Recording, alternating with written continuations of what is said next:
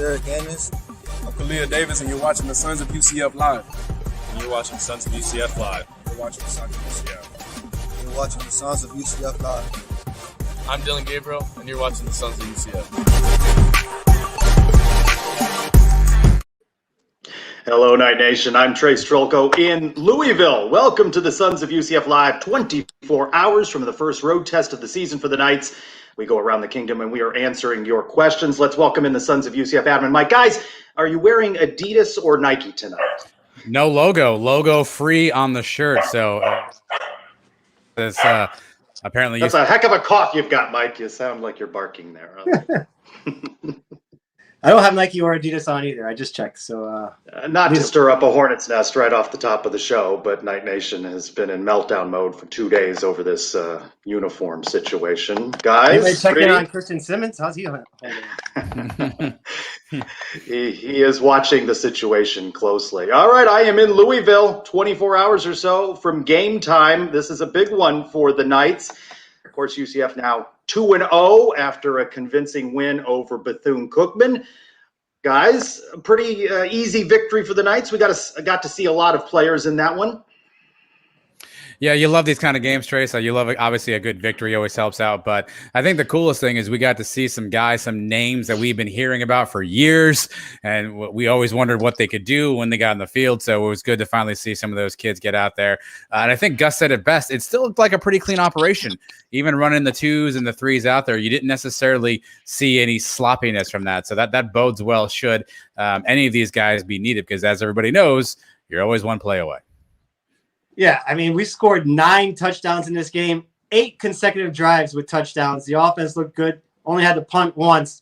The defense, I know people were getting on defense for giving up a lot of yards, gave up a lot more than I expected them to, but still, they didn't allow any big plays, no disasters. There was really that one drive Bethune had early in the game, and they scored the second time on the second-string defense. So overall, very good, clean game.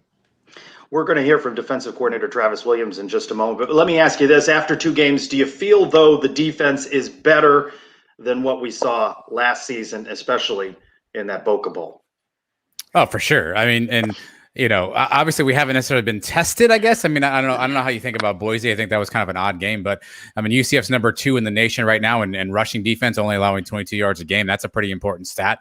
So I definitely think there's a appreciable improvement over last year. Now, the secondary, I think, is still probably the piece that we still need to see and learn a little bit more about. But I've been really surprised and impressed by the linebacker play. I thought both JJB and Tatum Bethune have played really well this season. And that's a position group that last year I think we were a little bit concerned about. But through 2 games, I think that's been a really solid position group. Those 2 kids have played really well.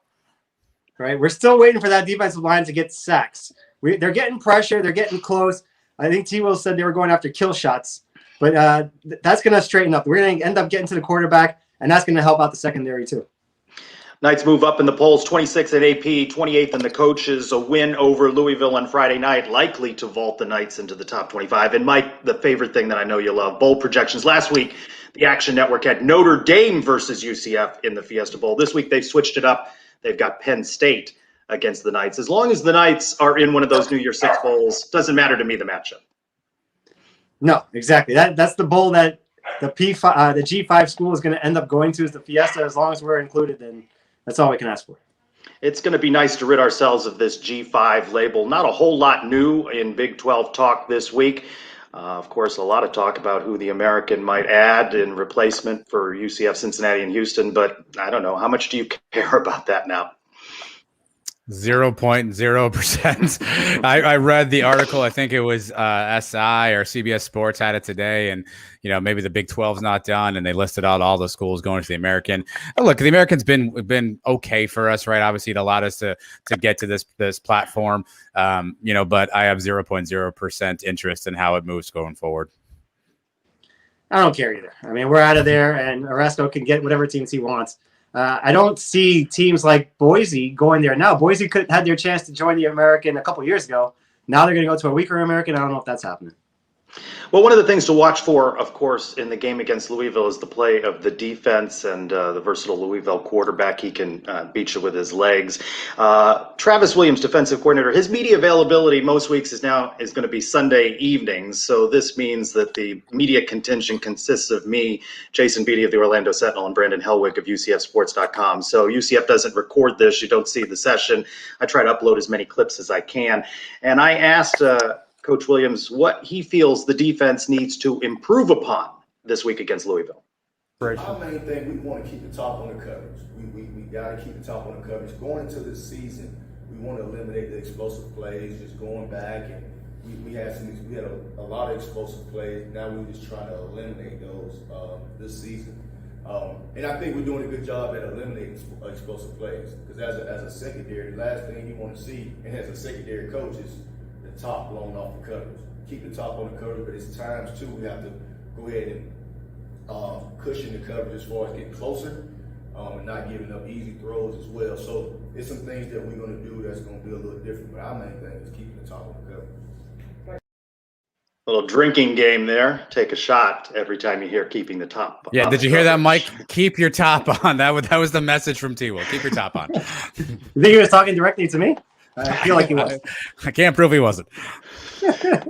They haven't been beat by those big plays, but there have been pass interference calls on the secondary, and still, I don't know your confidence level in some of what you're seeing from the secondary in the corners.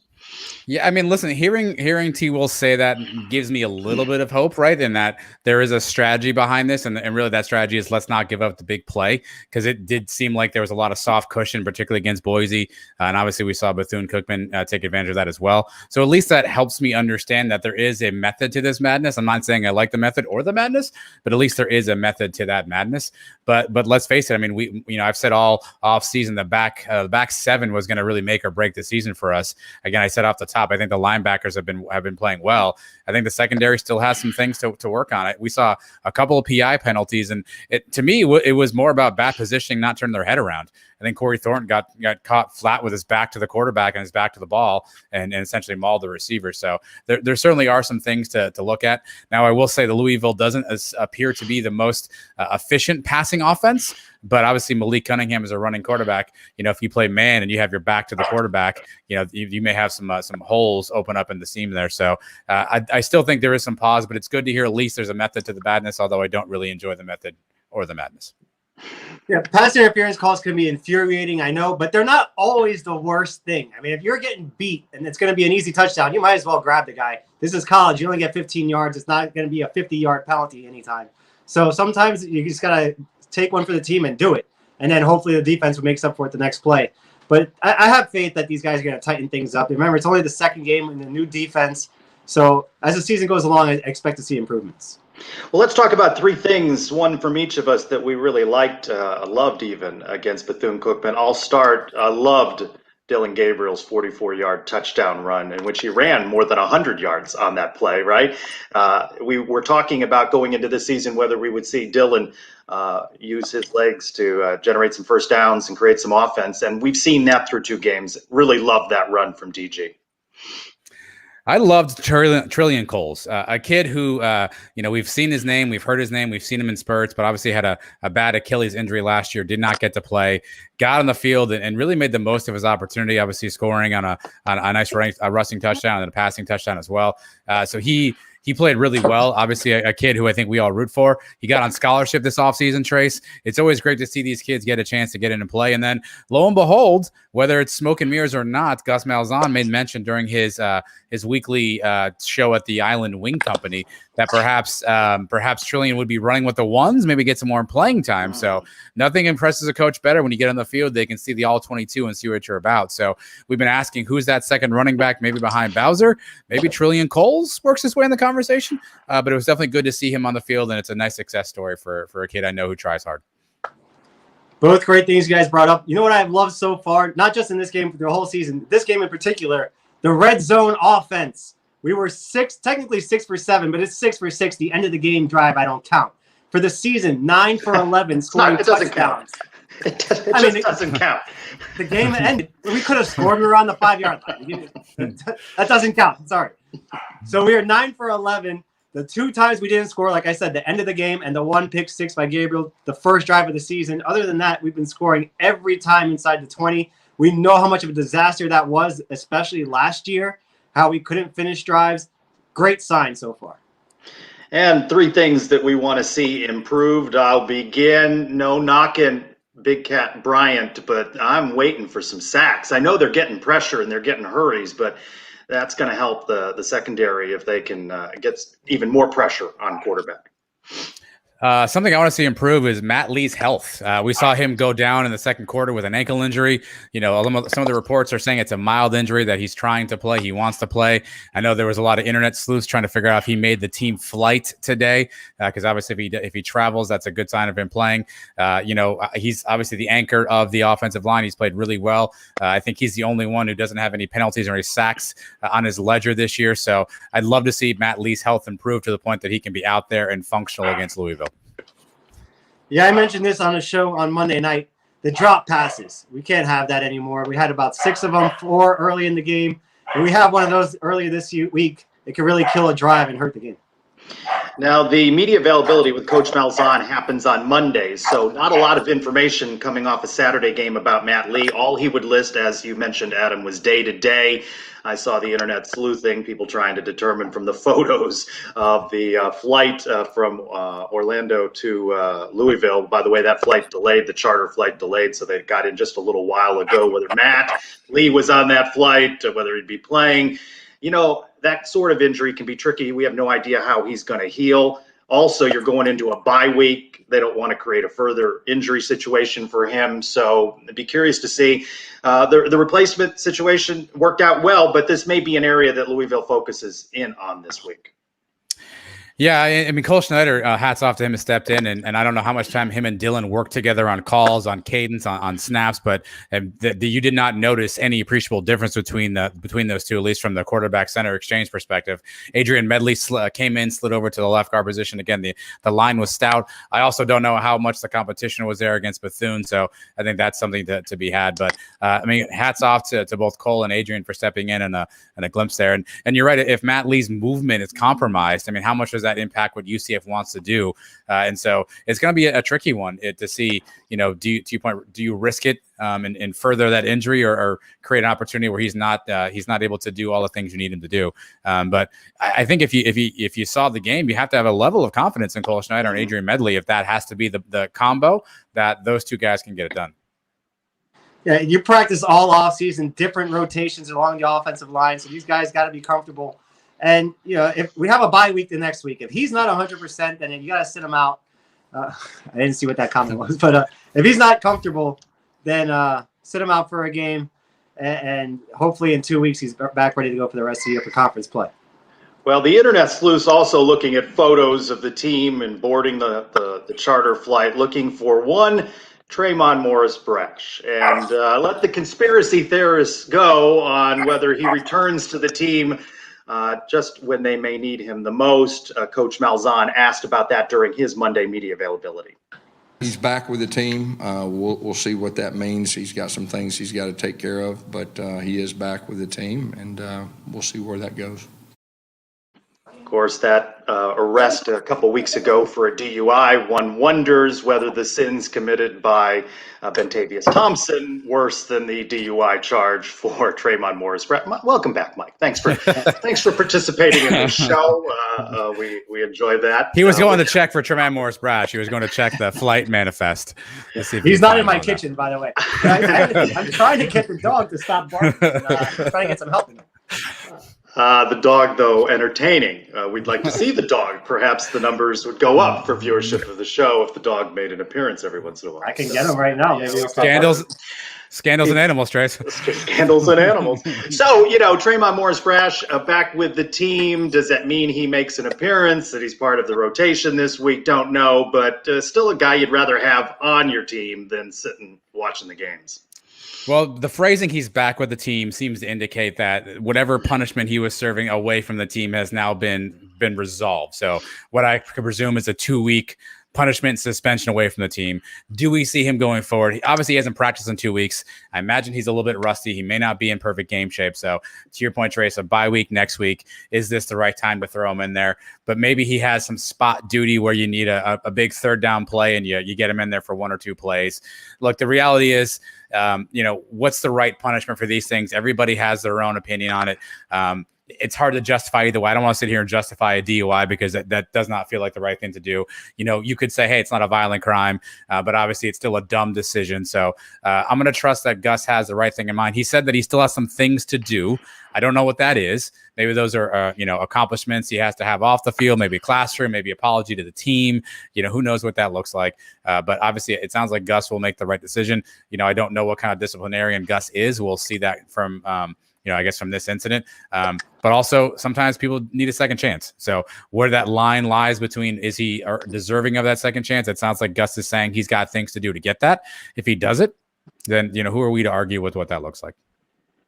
Yeah, if he's going to play, I don't think they're going to limit him within the game. If he's making the trip and he's out there, he's playing, then he's going to play normally like he would in any other game. Now, the conditioning aspect, I guess, is a thing, but I got to think he's been working out. And even if he's not practicing, he's got to be staying in some kind of game shape, knowing that this day might come back. So, it's a dumb decision, yes, but if he's already paid the price for it and the team and Gus that says he's going to play, then I'm ready to watch him play. Mike, do you agree with Raphael's comment on screen? We've all made dumb decisions in college. Do you agree with that statement? I make dumb decisions now. 20 years removed from college. So, yes, that is true. Well, some 8 years removed from that classic UCF Louisville game, the two will meet up again Friday night here in Louisville. Louisville 1-1 on the season, having lost to Ole Miss in the opener nights. That line fluctuating. It started out high, or 9.5. You've seen 7.5. I've seen 6.5. Touchdown thereabouts in the first true road test for the Knights, and really some 2 seasons in what may be, a hostile crowd. We'll see if the Knights can take this crowd out of it early. How about the uniforms? Did you get a look at those? All white, the icy white for the road trip at Louisville. Yeah, whiteout's always a classic look. I think that the wrinkles UCF threw in is no stripe on the helmet. And they inverted the UCF stacked logo. So they essentially flipped the colors from, gold and white to white and gold or something like that. It's a nice, clean look. It's always a classic traditional look. A lot of teams obviously go all white. I think if you really want to do it, maybe you go with the white face mask going forward. But apparently you guys didn't get the memo about wearing white tonight. I don't know what happened there. Gotta save the white for tomorrow night, I think. But the white on white, the classic game is the first Fiesta Bowl, right? That's where I associate that combination with. I thought maybe we'd go with gold pants to commemorate the 2013 game in Louisville. But whatever. They decide to wear it really doesn't make a difference to me.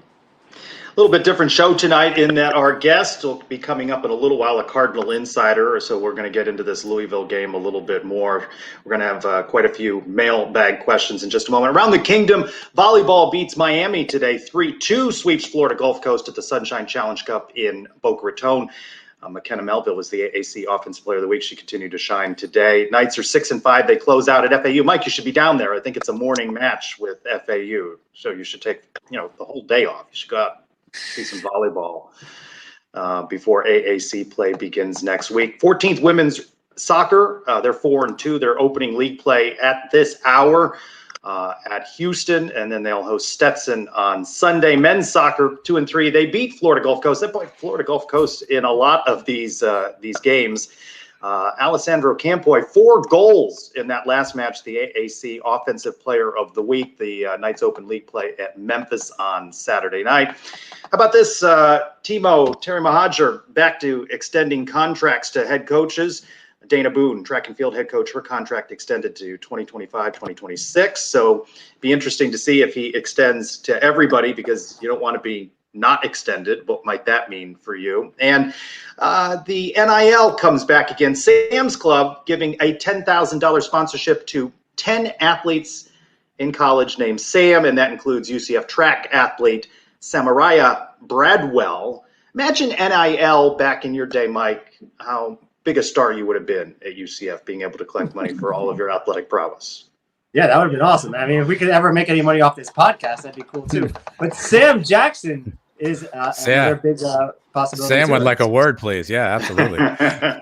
Sam would like a word. I had a little fun with the Twitter polls this week at SignPez, trying to figure out who Night Nation thinks our biggest rival is. I took 4 teams from the existing Big 12, put them in one bracket, which Baylor emerged from, put 4 others in another bracket, of which West Virginia emerged from. Baylor beats West Virginia, Cincinnati beats BYU, and then Night Nation overwhelmingly says Cincinnati is our biggest rival in this newly configured Big 12. Do you agree with that? And do you think Cincinnati has surpassed the Cows as our biggest rival? Well, I take umbrage with the wording, Trace, because it says our new arch nemesis. I don't. Cincinnati's been an arch nemesis the last couple of seasons, so I don't know that they're new, but I understand the spirit of the question. Listen, geography rivalries will always, I think, take precedent over these kind of things because you fight for the same players. A lot of the kids go to the same school. A lot of the alumni, there's the house divided stuff that happens when you have proximity rivalries. So I think those are going to always be more fun than your cross-country rivalries. However, I think on the field, I think arch nemesis is a different way to put it. I think that's an interesting, way to phrase it because that essentially indicates a team that you've had battles with over and over and over again, and you have to kind of get over the hump. And that's kind of where we are with Cincinnati right now. So by the spirit of this question, at this point, yeah, they are our arch nemesis. They are the team that's in our way, and I suspect that they'll continue to be a team that will be in our way in some form or fashion when we get to the Big 12. I think there's a lot of recency bias in this answer here with Cincinnati. To me, we have a longer rivalry with Houston. Going back, we've had some classic games against Houston. The 2005 home game in the Citrus Bowl was a big one. The 2009 game when they were a top-ranked team and we beat them there. How about in basketball a couple years ago when we had the game day game when we beat them there? Plus, you have the tie-in with the space programs, both of them being in Houston, us in Orlando. I think there's a tie in there. It goes back longer. I actually voted for Houston over Cincinnati. I know a lot of the people been watching the last couple of years, they say Cincinnati, but that changes year to year. Cincinnati hasn't been this good for that long. They've been good for the last 2 years. And Mike, I think it was you on a recent podcast pointed out that the rivalry was Marshall. It was East Carolina. Rivalries change, right? Especially in UCF's short time as a football program in many different leagues and divisions and levels. Those Georgia Southern, as you talked about on a recent show, the rivalries change. But I agree with you. I think there's some recency bias. And I thought West Virginia made a little bit more sense than Baylor in this one. Let us open up the mailbag. Quite a few questions before we welcome in our guest, the Louisville Insider at PROFBUTTONZ. Oh boy, here we go. Let's get into it. Thoughts on the uniform discussion. Is Night Nation overreacting when they say this will damage recruiting?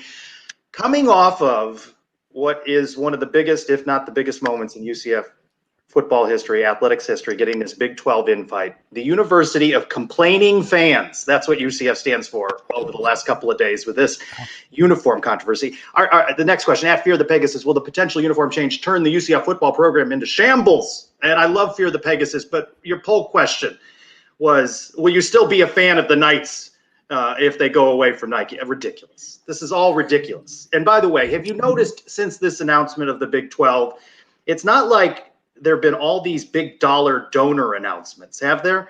There's 300,000 alums, 70,000 students. They've announced 216 shareholder society members. Where are the big $1 million checks? If Terry Mahajer needs to get money from Adidas, everybody's just going to need to calm down about it. Trace, how do you really feel? Yeah. It's hard to tell. It was 48 hours of not. I had the longing for the days when we were talking about potato salad.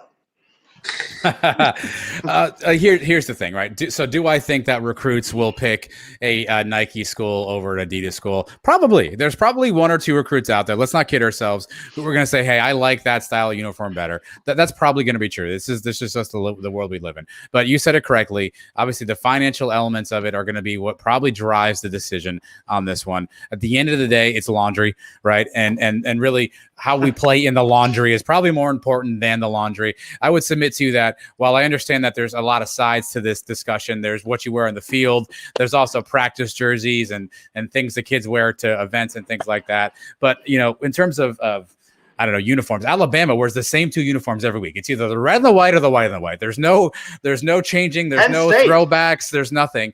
And kids still go there to play for Alabama, even though the uniforms don't change. So I have to think how you play in the uniforms has just as much of an impact as the uniforms you wear. Now, having said that, I would prefer we stay with Nike. I think they make a better product. I like their product better. I've never really been an Adidas person myself. But if Terry Mohajir looks at the dollars and cents and says, this is what we have to do, I don't know how we turn that down. I'd ask anybody out there to say to yourself, if you were an HR professional and you were an HR professional in whatever line of work you are, and Apple called you and said, hey, we want to pay you $50,000 to come work for us here at Apple. Coolest company on earth, all this great stuff. You're going to work for Apple. And Little Caesars calls you for the same job is going to pay you $200,000. How many people out there are going to Apple versus Little Caesars? And I think that may be the discussion it comes down to at some point is the money's going to drive this decision. Do I think Adidas's uniforms are gross? Yeah, kind of actually. But if that's the thing we have to do to add additional revenue to our pocket, then that's what we got to do. Am I going to rock an Adidas shirt? Probably not. But if that's what Terry thinks is the right thing for UCF, I don't know how the heck any of us can stand up and go, no, let's not do that. These guys can play out there in ballerina outfits for all I care. As long as they're playing for UCF, I'm going to be rooting for them. And I know the fans, or the recruits rather, it is a factor for them, but it can't be the main factor. You're not deciding on which college you're going to for the next 4 years because of the brand of uniforms. The winning, the coaching, the location of the school, the education. There's so many other factors that have to factor into this thing that I can't believe that this is that big of a difference maker for these kids. And as fans, how long we've been with Nike now for how long? And we are still always complaining about the merchandise we have available to us, right? Adam's been talking about, hey, can we get a soccer jersey for sale for the last 10 years? Can we get our football jerseys for sale? Now, I haven't seen that taken any step ups in the last couple of years because we're with Nike. So if Adidas is going to give us more money and give us better products for the fans to buy, then I'm all for it. Just remember, this budget is $73 million for athletics. Terry Mohajir has said that he'd like it to be at $100 million. There'll be an increase in the TV revenue, unknown what it'll mean in the Big 12 with some reconfigured contracts, certainly higher than in the AAC. But again, in the week since the announcement, they've added 10 or 11 shareholder society members. They're at 216 with a goal of 300. There are 300,000 alums. Where does he think he's going to get $27 million more dollars? If he's going to get some of this money from Adidas, or if we ever get the stadium naming rights situation worked out, he's got to find this money somewhere, because it's certainly, one of the fundamentals that has not changed since this Big 12 invitation is the makeup of our fan base. It is still a younger fan base, working people with kids that don't die and leave big sums of money to UCF. This isn't Penn State. It isn't Notre Dame. It isn't Michigan with those sorts of older alums.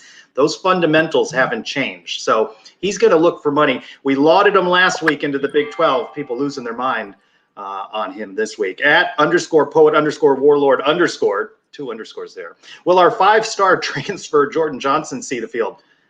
If he didn't see the field against Bethune-Cookman, I don't know when he's going to see the field. He was on the field against Bethune. I did see him out there. He was playing receiver. I saw him run a couple of routes. He obviously was not targeted, did not make any catches. So he did see the field against Bethune. But again, I think he's learned this playbook just as much as everybody else. Obviously, a lot of talent in the receiver position at this point. So maybe this isn't his season per se, but a year under his belt to learn the system, it might not be a bad thing. But he did see the field against Bethune, although not really an impact on the game. The wide receiver position is a tough one to crack. I mean, you're talking about Jay Flash, Brandon Johnson. There's like about 5-6 other guys ahead of him, O'Keefe. So he's going to have to work his way up. And, he is new. He's learning everything. But so is Titus. He's new, too. And he got on the field right away and scored a touchdown in the first game. Yeah, so but maybe it's something in practice. Huh? Jordan Johnson's best friend isn't the quarterback, Mike. Yeah, but, I mean, Dylan Gabriel's not telling Gus who to put in the game. I don't think. At least I hope not. So he's out there because he can make plays. He's out there on punt returns because he showed the coaches something in practice. At E.T. Johnson 4, is Parker Navarro in the doghouse? If so, how does he get out, or do we expect transfer portal? I don't know if he's in the doghouse. Maybe that's Mike's kitchen right now. As if though on cue, the dog bark. Yeah, I don't know if he's in the doghouse. He's just in a spot, I think, where there's a lot of talent in the quarterback room. I joked about this on the show this week that, Parker Navarro, Tennessee quarterback room collision course, because, listen, he's got Dylan Gabler there right now. He could come back another season. Obviously, Mikey Keene is vaulted ahead of him. Quadri Jones is always kind of hanging around. I think he's going to be there on the Michael Klubiali plan at this point, right? Then you've got Castellanos coming in as a freshman, and Joey Gatewood all of a sudden gets in the mix. So, I mean, there's a lot of people in that room. For whatever reason, Parker seems to be the odd man out right now. I don't know if that means doghouse, but I wouldn't be surprised if in the offseason he has to sit down and make a tough decision. Yeah, another position where you just rattled off all the names, the guys ahead of him. It's going to be up to him. If he thinks that it's better off for him than get playing time somewhere else, then he's going to make that decision at the end of the year. But at least he's sticking with the team right now. You haven't seen him already come out and say that. So he wants to be part of the team, then he's welcome to stay. At Saddest Rockers, I like second half Randy for a while, but can we convince T-Will that second quarter is a better time to make adjustments? We all forget I like T-Will a lot, but this is his first year as the sort of the solo D coordinator. I mean, he's going to have his learning curve just like everybody else in this team. And again, it's good to hear in that presser that you had, Trace, that he's got a strategy. Whether or not we agree with it is another whole other story. So he's going to have to find his rhythm. I will say that it seems like the first couple of series, maybe our defense has a bit of a bend, but I mean, they seem to fight back pretty heavily. They did it second half against Boise, and it was 14-7 for a while there at Bethune, and then all of a sudden, defense clamps down, offense steps up. So, but T-Will's still a young D coordinator. He's going to make the mistakes just like young players will. I think he has been making the adjustments in the second quarter. Remember the Boise State game? They scored that third touchdown. There were still 12 minutes to go in the second quarter. They didn't do much after that until the fourth quarter, and that was given on a short field. And then last week, we gave up a touchdown in the first quarter and then didn't give up anything else until late in the game. So I think he is making adjustments as he goes, and I think he's just right now experimenting with the defense, giving the corners a lot more space early on and seeing what they can do with it. At Brian W. Peterson, I appreciate your witty comments on screen, Brian, asking about the jump up in competition to the Big 12. Should fans be prepared for an increase in losses while we catch up? Let's just keep it to football, because obviously a sport like men's basketball, they may experience some more losses in that jump up.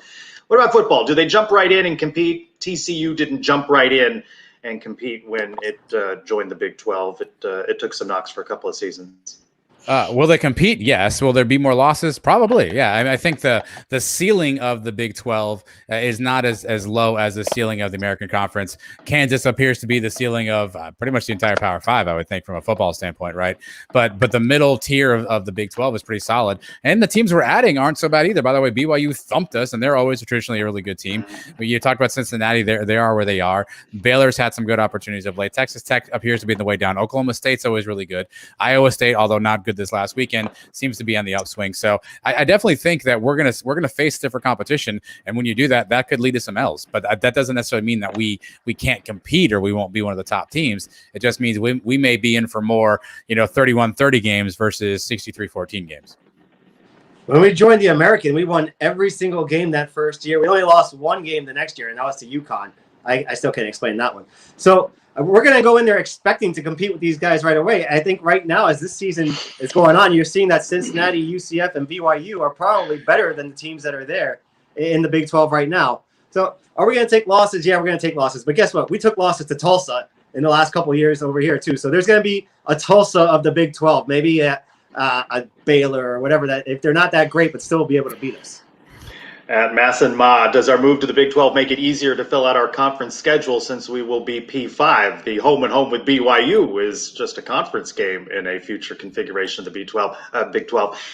But BYU has to schedule as an independent all these teams. I just knock on their door and say, hey, you got to buy out all these contracts. We'll take yours.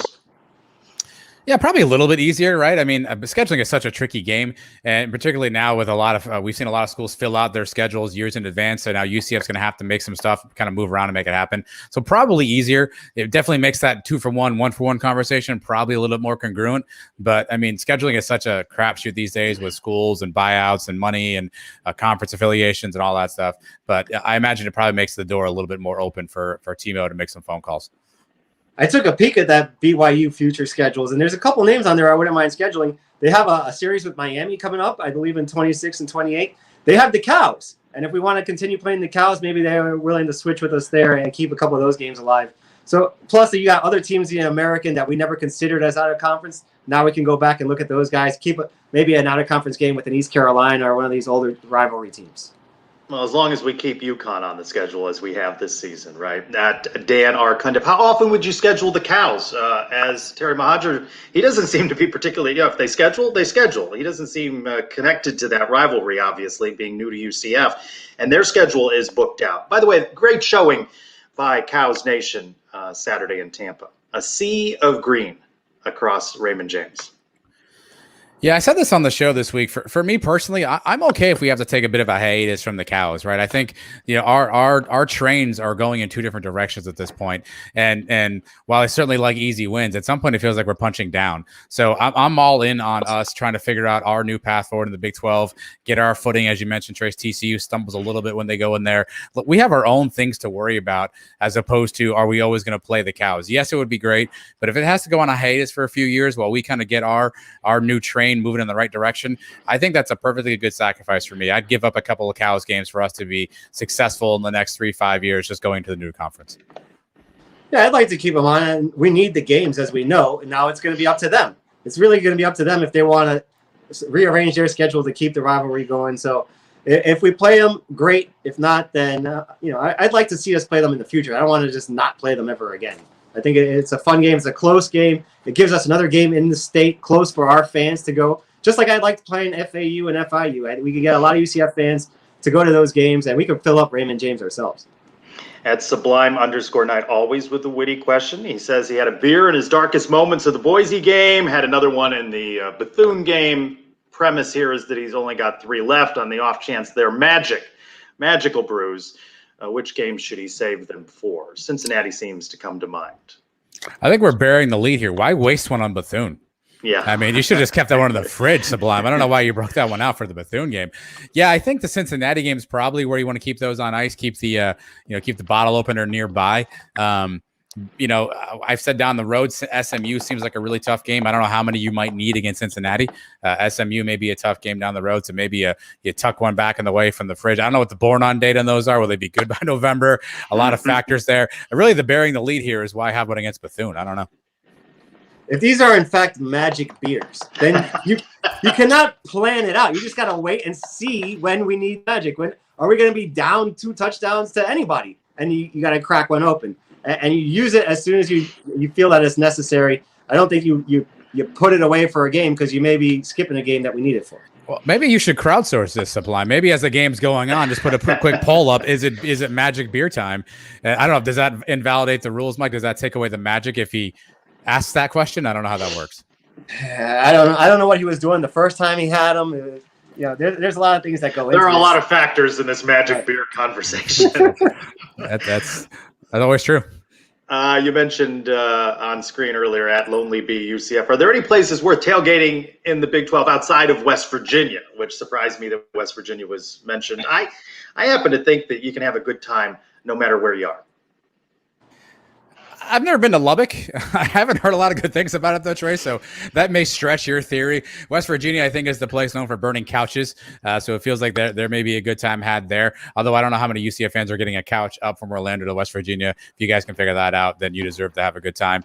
BYU, Mike's referenced before, it felt a little like a cathedral up there, so maybe that's not your tailgating spot.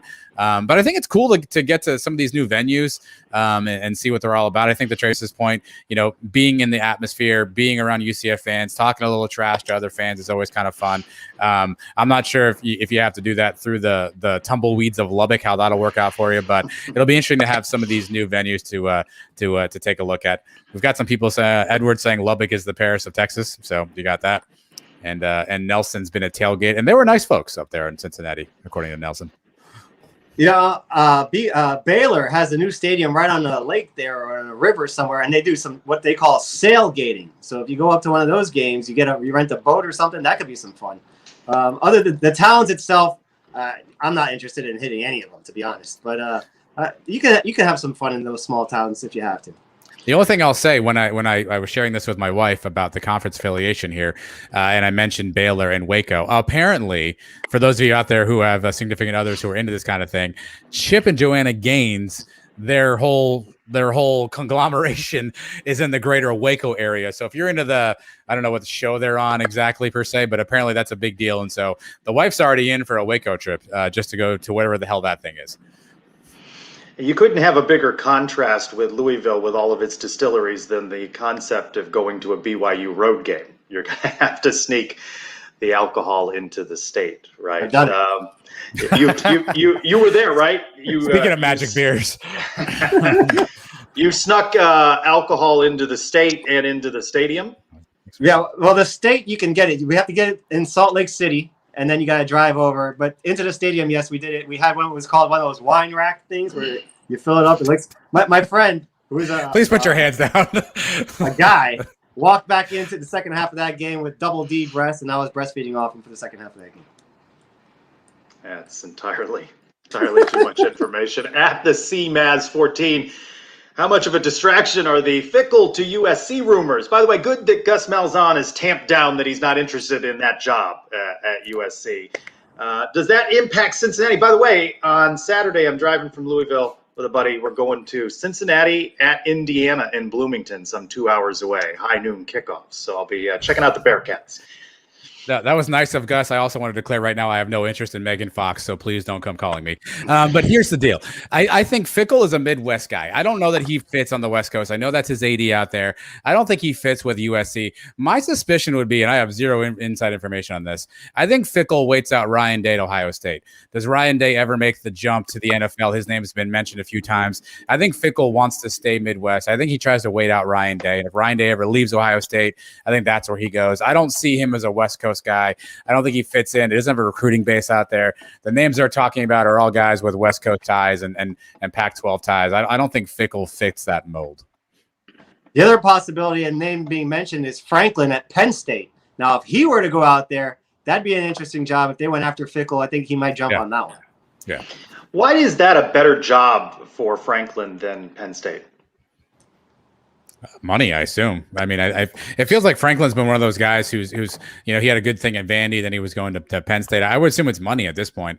I guess if you want to say he's got an easier path to the playoff out west, I mean, really Oregon, I guess it would be the only school in the Pac-12 that's consistently put up a fight, where in the Big Ten, you've got Ohio State, Wisconsin's usually decent, Michigan, you never know. So maybe the path to the playoffs a little bit easier out there in the Pac-12, but there are also schools that tend to be left out. But there's no way a college football playoff would leave out a USC. That's too big of a brand. So if he gets them in that 11-1 space, I think he's probably got a better shot than he would at a Penn State. And if you're successful at USC, you're a rock star. Remember, you're going from, Happy Valley to Los Angeles, Hollywood. I mean, guys like Pete Carroll and those guys, they're legends over there. So he can do the same thing. At Capt Vij1, what's the Sun's feelings on the report of, quote, toxic student body attitudes toward visiting fans? There were some chants directed at Boise State, and Terry Mahadri's come out with do the night thing and all of that. I think UCF fuels this to some extent, right? They want that chip on your shoulder program. They certainly could police it better in the stands. I know they don't want those FU chants towards the Boise faithful, but I think UCF likes being that rebel at the moment in the college football landscape. Yeah, toxic is an interesting word. I don't know what that means. Obviously, there was some off-color language that was said, and raise your hand if you haven't cursed out the other team at a football game, right? Now, well, there you go. Raise your hand if you have, Mike. So I think the challenge is, obviously it's got to be with some decorum. An entire stadium chanting that is definitely not a good look. But look, I get it. I don't know that it's a huge issue per se. I think it's one of those where you have a nice stern talking to and just hope that the students come in line. But you want a rowdy student section, right? That's what makes a home field advantage. There's probably a line to cross, but is it any worse than you hear in any other stadium? And that doesn't make it right, by the way. But I don't know that I would say that, oh my goodness, your safety is compromised. You are at peril if you come to the bounce house. Some students said some bad words. Not a cool thing to do. Maybe don't say those bad words next time, and I think we can keep it moving. I don't know how you're going to be able to police this in a stadium. What are you going to do? To kick 10,000 kids out of the stadium? I don't think that's happening. The Boise State game was a little different than normal. Remember the long delay. Kids got to go back to their dorms, go back wherever, get a couple of drinks. They were more liquored up for that game instead of waiting. Normally, they're waiting 3 hours in line to get into the stadium. I don't know if they're as drunk as they were that first game. So maybe that had a little something to do with it. All right, got to take another one from E.T. Johnson 4. Our guest is delayed, and perhaps we will be joined by him shortly. E.T. Johnson 4, over under defensive holding pass interference penalties on our secondary versus Louisville. He's got it listed as 4. Let's hope not. Yeah, let's hammer the under on that one. I think I don't know how prolific a passing offense Louisville is. Looking at their stats, they don't appear to be a team that's going to throw the ball around a lot. So Mike just saw the comment on the screen there, I can tell. Yeah, so I hammer the under on that one. Yeah, 4 is a lot. If there's 4, then we're in some big trouble, right? Unless they're all on one drive and get them out of the way, and that's it, and then you clean it up after that. But like I said, you got to pick your spots. If you're going to get beat for a touchdown, I'll take it, I guess. Other than that, we got to clean that up. Well, speaking of which, really quick, Trace, while we filibuster for time here, I saw that Louisville had some concerns with the way that the stadium operations ran in the week prior. And so to compromise, they're going to have half off sodas, fountain drinks, and half off beers for the first half of the game. So we may get some of that rowdy behavior in return if you're going to have a bunch of students on a Friday night with half off beer. We may hear some FU chants back in our directions. The UCF fans as well are going to be drinking those same beers. There might be some altercations there tomorrow night. We know our fans, like we were just talking about, not always the friendliest group. So mix that in with half-price beer, anything goes. I like Adam Terra. UCF needs a supporters club like Orlando City to lead creative, tailor-made chants. They're not always the most pleasant chants either, though, I must tell you. All right, back to one from Dan R. Cundiff. How much would you play Morris Brash considering his offense? I think UCF, I don't know that is a factor as much as is he ready for a game. Yeah, I think that's probably the bigger issue, right? Not trying to mitigate bad decisions like driving under the influence, but is he in game shape? Is he in game speed? Has he been working out? We have to assume he's been away from the team, meaning he hasn't been in practice, hasn't been in meetings. So if that's the case, obviously I have to assume even from week 1 to week 2, T. Will learned a bunch that he put into the system. And so there may have been some tweaks on defense, new calls that change, things like that. So I got to assume he's got some time to get up to speed. And my suspicion, my guess would be we see him in very spot limited duty if we see him at all, right? We see him at a 3rd and 6 when we want to get a good pressure on the quarterback, from our 40 or something like that. I think maybe those are spot duties. I don't know that we see him for a handful of snaps. I don't know if we're limiting him. If he's ready to play and the team agrees that he's playing, then what are you going to just hold him back? Oh, we need him for this play, we need him for that play. If he's ready to play, go play. And that decision's been made, then you just roll with it. Another one from Dan. How do you protect the young secondary? More blitzing or down linemen? I think we talked a little bit about the pass rush. And this quarterback, Malik Cunningham, he can beat you deep, but UCF has, in years past, certainly, with different defensive coordinators, struggled with mobile quarterbacks. And he's apt to take off and pick up some yards with his legs. Well, if you think about, UCF secondary, and I know one was Tatum Bethune, but both of the turnovers that we forced on interceptions have been quarterbacks flushed out of the pocket and who are having to make plays on the run. I think both of them are being chased. I think Big Cat was actually on both of those plays. So I think if your front four can get home on the quarterback without sending blitzes and they can disrupt the pocket, they can make the quarterback move out. I think that helps your secondary because then it's a scramble drill. And again, we saw both Dylan Lester and Tatum Bethune make plays on that. So if your front four specifically can get home without bringing a blitz, to me, that's the biggest help of a secondary because then, once a play breaks down, it's really kind of street ball at that point. And I think we have kids who are smart, who can make good athletic plays. I think that helps us out. Yeah, if you got to keep a spy on this guy because he's that big of a threat, then that's what you got to do. I trust T. Will to make the best decision, and it is going to be up on the guys up front to get pressure without having to bring any kind of blitzes. Brian asked a good question. Will blitzing be effective against a running quarterback?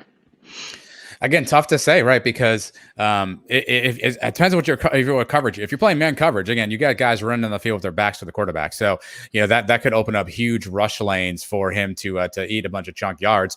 But we're going to see mobile quarterbacks a handful of games the rest of the season. So this is really Desmond Ridder, namely, right? So this is the first time we're going to see T-Will really kind of plan against a running style quarterback offense. Both Boise and Bethune seem to be more pocket passing from a stylistic perspective. So I think we'll learn a lot about that in terms of what that looks like. But I gotta imagine guys like Big Cat and Kalia Davis, they're gonna make things hard. And we have enough athletes on the perimeter in the linebacker and the secondary. I think that can be helpful. But blitzing is going to be interesting to see what his propensity to blitz is, because that obviously could definitely expose us to some chunk plays from Lee Cunningham. Yeah, it's going to be a big game for the linebackers to chase this guy down. Oh, that's a short and succinct point from you, Mike. Just really, I was expecting. All we got. Wow. just got right to it there. I think Adam covered it well. Thank you. Appreciate it. Very complimentary. Do you feel like we've learned a lot about the 2021 Knights yet? I mean, Boise was so odd because of the start, the delay. They were always expected to take care of business with Bethune. Do you feel like you know where this team is yet? I think the direction they're heading, right? I don't know if you can pinpoint the destination, but I think now we've seen we're going to be multiple on offense. I know we've heard Josh Heupel say that all the time as he threw 10-yard bubble screens every time. But I think legit we're going to be multiple on offense. I think we're going to establish a running game, and I think Dylan's going to find opportunities to make plays on offense. I think Gus is going to scheme that up really well. On defense, I mean, so far through 2 games, it looks like we're going to be really stout against the run. And if that holds true, that's a huge component. And I think we recognize that the passing game could be sort of our weakness from that standpoint. So I think I know the direction the arrow is pointing. Now, how well we continue to improve and get better at those things that we challenge ourselves with, I think will be a telling part. But I feel like I know which way the arrow is pointing for sure. I think Boise is going to prove to be a pretty good team this year. And I like the maturity that this team showed, especially being down so early in that game at home. They could have easily folded and packed it in.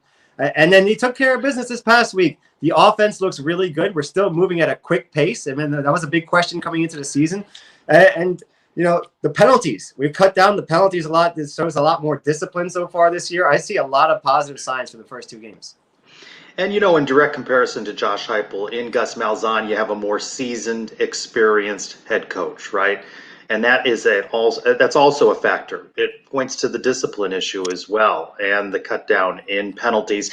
And, if Louisville were to be successful in bottling up the run, can they also contain the passing game, or vice versa? Can they stop both phases of the game on offense? It's hard to imagine, especially seeing how they looked against Ole Miss a couple of weeks ago, that they're going to be able to stop everything UCF's got on offense.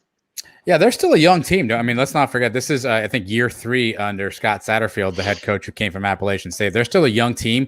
I think the bottom fell out a little bit at Louisville, and Satterfield is now trying to kind of rebuild that thing. After Lamar Jackson and he was obviously a dynamic player. Bobby Petrino does what Bobby Petrino does, and the bottom fell out of that thing. So I think they're still kind of trending upwards, but I think there are ways to go.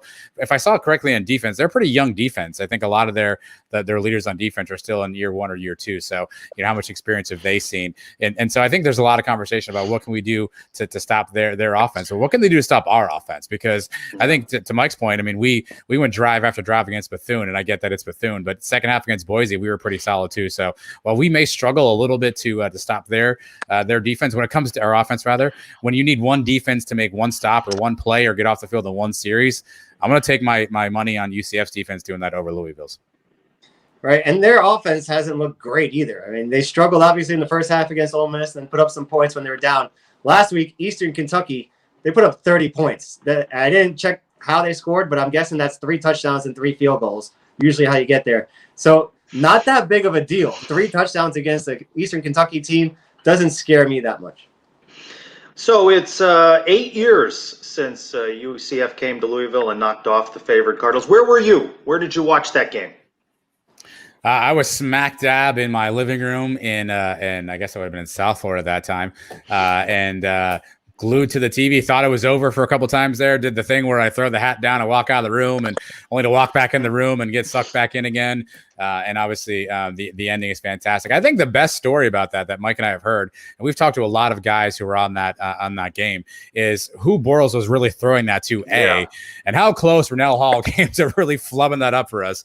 Most people seem to think it was going to Godfrey, but we've had a few guys suspect that Rennell Hall thought it was to him and obviously was going to make a play on it. But just I think I read Brandon Helwig in the dungeon said at the time this was UCF's biggest win, and obviously people forget that. And Mike always says this is the biggest win till the next one. But for a long time, that was our biggest win, and that was kind of a hallmark moment in UCF history, and certainly one of those that I know there's a video on YouTube of all the fans celebrating. It definitely is one of those where were you when it happened moments. That was a very good Louisville team. The year before, they had beat up the Gators, and I believe it was the Sugar Bowl. Came back, and this was supposed to be their year. They have a lot of guys from that team that are in the NFL still today. Teddy Bridgewater, Devontae Parker, guys like that.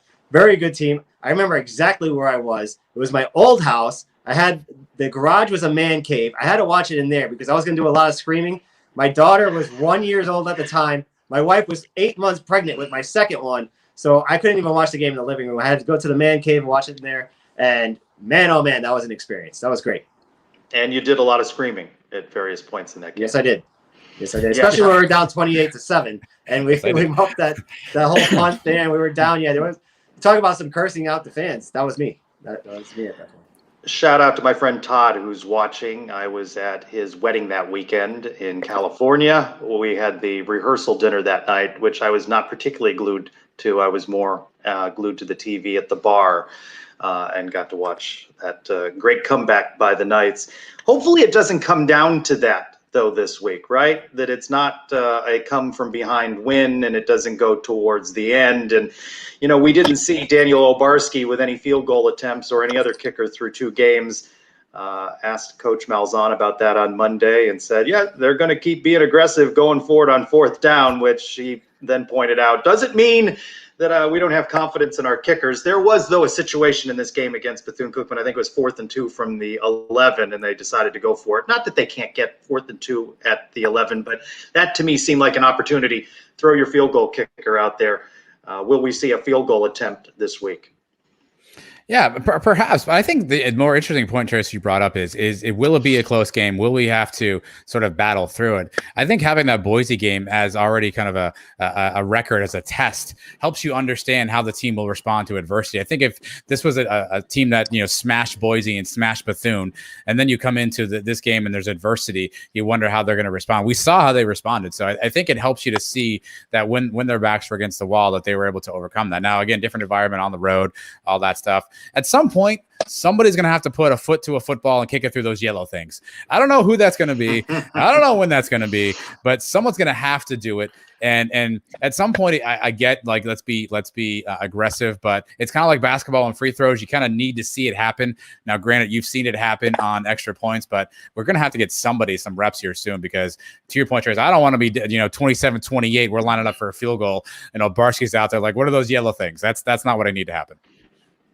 I don't know if I'm allowed to say this, but Gus Malzahn's in our pool tracker group, and he was just trying to cover that 45-point spread.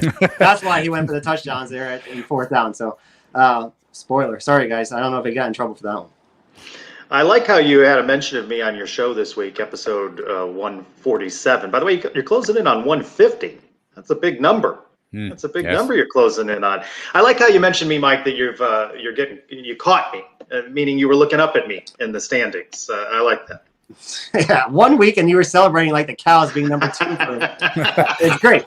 So I hope you've enjoyed that 1 week. Now I'm only 1 behind. It's still another. How many more weeks we have left? Another 10 weeks to go. So plenty of time for me to pass you. I'm not worried. Gotcha. So what's a prediction for this game? Something else caught you this week. It was the sprinklers. Yesterday when you were doing your walk and talk. And what is with this video that's not available? Can we show this video? Did you delete it? What happened? Delete. Why? Delete. Why? That would have been your most clicked on video ever. It's fine. I was there. I got hit in the head with the water. I know what it was like. Everybody doesn't need to Trace, shade at me on that.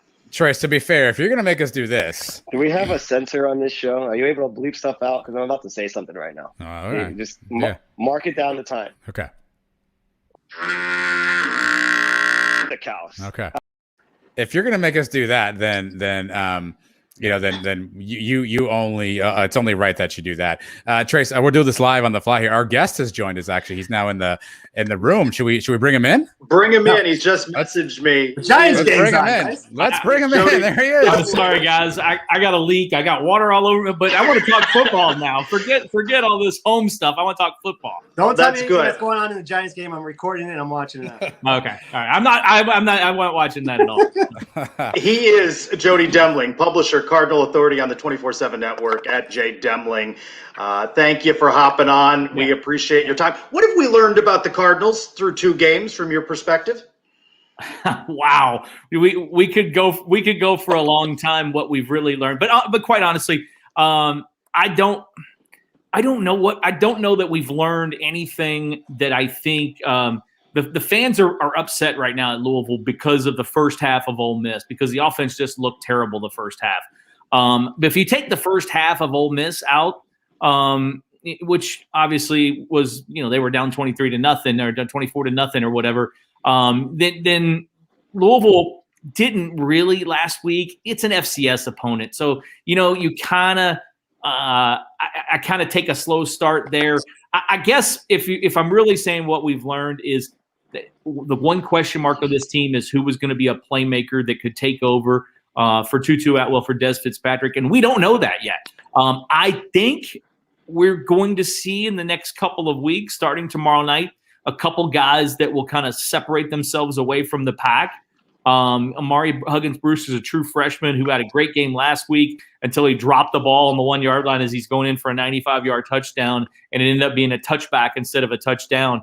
And a guy named Josh Johnson, who's been around for 4 years, has had 2 ACLs. He's not the fastest dude in the world. He's not the biggest dude in the world, but he's the best route runner on this team. And I think we're going to see starting tomorrow night, it started a little bit last week, that Malik Cunningham gets comfortable with him. And that's the whole thing. Malik doesn't have somebody – the first 2 weeks, he hasn't had one guy that he's felt really comfortable with like he has the last 2 years. And that makes everything else so much easier for Malik. Yeah, let's talk about Malik for a second, Jody. What does he do well, and what areas do you think he struggles the most, or what areas do you think coaches want to see him improve? Well, it was all last year. It was definitely the turnovers. 12 interceptions. Although 4 of them came on 4th down, so it was almost kind of like a punt, but still they were turnovers, and 3 fumbles last year. He has not done that so far this year. He's been better at taking care of the ball. The one thing that he's done this year that he didn't do last year is when he gets in the pocket and when things start kind of collapsing around him, the other night he almost waited too long. Whereas he kind of got happy feet, so to speak, I guess, last year. He waited a little too long the other night, and that's where it kind of hurt him a little bit. Look, he's really good when he's comfortable. When he is in the pocket and can get out, either passing or getting out of the pocket, he's really, really dangerous. He's got more rushing yards, I think I saw than I think he's like top 5 quarterback rushing yards in the last 3 or 4 years, in the last 3 years combined, I think, in all of college football. So the guy's a really good player. He's just in a year when they don't have a guy yet that's really stepped up to be kind of, as I said, his safety net and safety blanket, somebody that he can throw to when he really needs to, like Tutu Atwell was the last 2 years. When he needed 3-4 yards, Tutu Atwell was right there. When he needed 7 or 8 yards, he looked for Tutu Atwell. In every clutch situation, he looked for Tutu the last couple of years. And, oh, yeah, by the way, Des Fitzpatrick was out there as well. So you had 2 of those guys, and he just doesn't have that. But again, he's a really, really intelligent kid and very athletic. And when you let him get out and he kind of gets the quarter, he's not Lamar Jackson, but he's got speed and he's really elusive in the open field. Jody, what about the other side of the ball? The UCF offense has been rolling 99 points through the first 2 games. What guys on the Louisville defense do we have to keep an eye on? Well, Who's the playmakers? they've got, they're. I felt like last year they made a huge improvement. I mean, look, 2018 when Bobby Petrino, the last year of Bobby Petrino, this was not only the worst defense in that year. It was one of the worst defenses in the history of college football. I mean, it was 54, 56, 49, 58, 60. They were giving up so many yards and so many points. They had to basically rebuild it from the bottom. And, when they took over, there was hardly any defensive linemen on the roster. The defensive back was depleted. It's just been a total rebuild. They took a good first step the first year. And then last year, even though their record was not as what it was the year before, they actually improved some on defense. And I think we've seen that step a little bit this year. The biggest difference this year is they've got two safeties that came in and are transfer guys. Quinterio Cole from Alcorn State, who actually was thinking about putting his name in the draft. They didn't play last year at Alcorn State. They didn't have a season. So instead of putting his name in the draft at the last minute, he went and put his name in the transfer portal and came to Louisville. Just got here late this summer and has been one of the leading tacklers the first two games. He missed a lot of tackles against Ole Miss, but he hadn't played in a game since November of 2020. So that was his first real game in November of 2019. I'm sorry. That was his first game in a long time without playing last year. And then Kendrick Duncan is the other safety who came from Georgia Southern. They've been really good and have really helped this defense kind of take that next step. And then there's some guys, they use about 10 guys up front where they just rotate them in and out. You'll see guys running off the field, and they run them off 3 at a time, 3 on, 3 off, 3 on, 3 off. There's not really a big drop off between 1, 2, and 3 and 7, 8, 9. So it's kind of balanced up there. There's not a real great guy. And then the linebackers, Monty Montgomery, number 7, makes big plays. He got thrown out targeting in the first half. They had two of their best defensive guys early in the first half against Ole Miss go out for targeting. So that hurt them as well in that Ole Miss game. But Monty Montgomery, 7, makes plays. And C.J. Avery, number 9, has been their leading tackler for the last 2 years and is a fifth-year guy. He's a fifth-year starter there at middle linebacker, and he's kind of the leader of the defense. They've really gotten better defensively. Give us a temperature check on head coach Scott Satterfield. What's the fan base's thoughts about him, and what pressure do you think he's under in this game? This is not a game that they want to be losers in and be 1-2 on the season, having lost to Ole Miss and UCF. Right, and then the back that up, they've got to go at Florida State next week, which looks a little different than it did a week ago, but still a lot different. It's still not an easy game, and it's not a place where they've played. They've had a ton of success over the course of years, and then after that, they've got to go to Wake Forest, who's a lot better than I think everybody thought they were. So this is a key game for Louisville, and to be honest, I mean, the fan base is down. The fan base is grumbling. The fan base is upset. They're mad. It doesn't help that last week it was hard to get in the stadium, and it was hard to get for the Louisville fans. It was hard to get a beer. They love to drink their beer at Louisville games, and the concession lines were like an hour long. It's been a debacle week for the athletic department, just because of some things that happened at the game that were kind of out of their control with the vendor that did things. So Scott Satterfield's, it was almost like that's your fault that you didn't have enough beer vendors out there. Well, it's not his fault, but that's how the fan base is right now.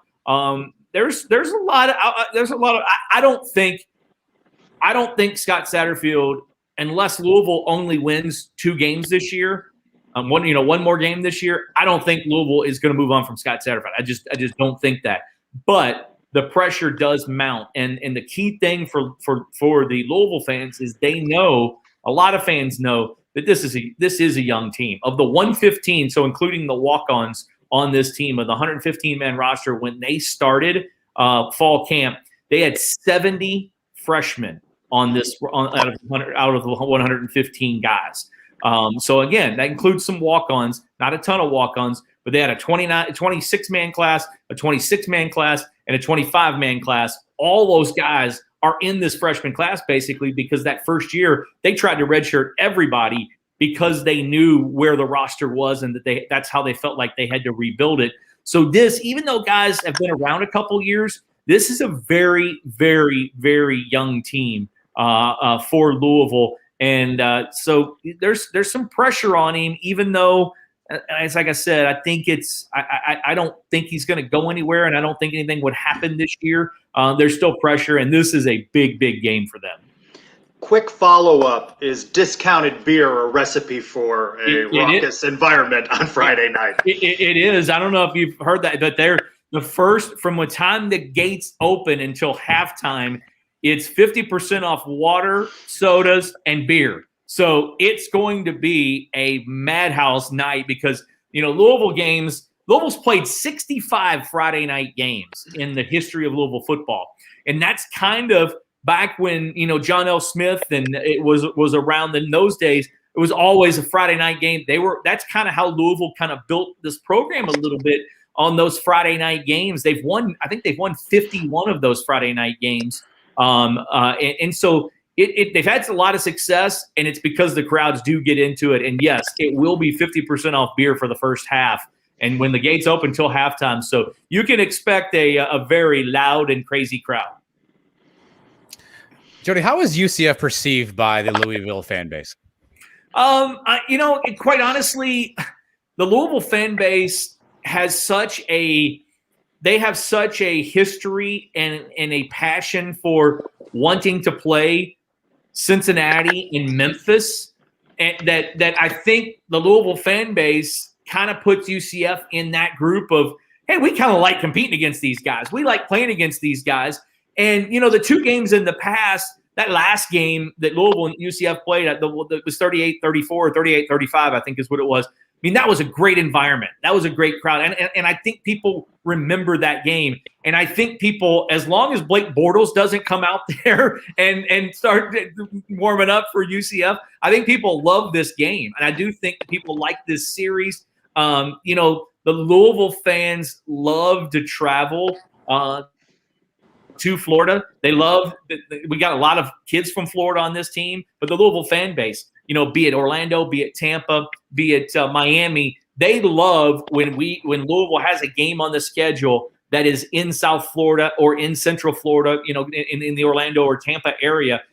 So I think there's a lot of respect and a lot of admiration for what UCF has done in recent years. And it's like I said, it's fun. And now, that the last week, the last month, I guess, everything has changed in college football and the landscape. So now, as I heard yesterday, I can't remember if it was a player or one of the coach, somebody on one of the press conferences this week said, this is a Power 5 game for us. We're looking at it as a Power 5 game because it's going to be a Power 5 game, our Power 5 team down the road. So I think there's a really good deal of admiration for this program within the coaching staff, obviously, and within the fan base. But again, I do think there's some of that, that Louisville fans, that rivalry with Cincinnati was so bitter and so back and forth. They just love it. And the same thing with Memphis. Louisville fans still call them Memphis State. That's how much that Louisville fans want to get back on the schedule with those guys in basketball or football or whatever. But I think that they kind of put UCF in that, and that if they started playing on a yearly basis, this would be a very, very good rivalry. How confident is the fan base? UCF's going in there. We're 7-point favorites on the road. If you have to make a prediction, what do you think is going to happen tomorrow night? Well, I can tell you this. The fan base, I don't think, is very confident at all. I think it's going to be a good game. I do think that Louisville has not played up to their capabilities yet this season. I do think Louisville is better than what they've played. I think the first half of Ole Miss was kind of a shell shock, kind of go back to, there are a lot of kids that hadn't played a lot of snaps and some guys that hadn't played snaps in almost 2 years. So I do chalk a little bit of that up to that. But I will say this, I watched that second half. I watched it that night. I remember watching the game a couple weeks ago and I went back and watched that second half against Boise. And if I think the Louisville fans would love to see the first half of Boise UCF team to show up. But if that second half shows up, I think it's going to be a really good game. And I honestly believe, defensive coordinator Brian Brown, would never say this, but I think he knows this is one of the better offenses that they're going to face, on the season. And I think this is going to be a high scoring game.